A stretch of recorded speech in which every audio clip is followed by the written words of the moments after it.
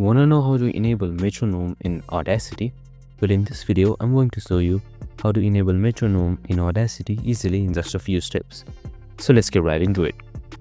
So first up, open Audacity, and up here in the menu, click on Generate. After that, you will be seeing various options. Select Rhythm Track. Once you have selected that, you'll be provided with a window. Here you can see BPM. Again, keep it whatever you like. For me, let's keep it 150. You can also change the beats per bar and swing amount. I'll keep it the same for now.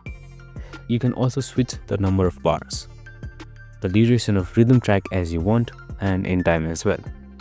You can also change the sounds from metronome tick to drip. So I'll just go with the metronome tick as a default, and you can also adjust the pitches. Once you've done with the settings, you can tweak it accordingly, and once you're done, click on Generate. Once you've generated, it will come out as this. So now you can preview it by pressing spacebar.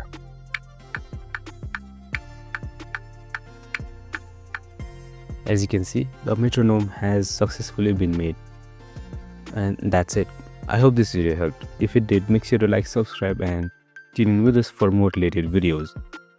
See you in the next one.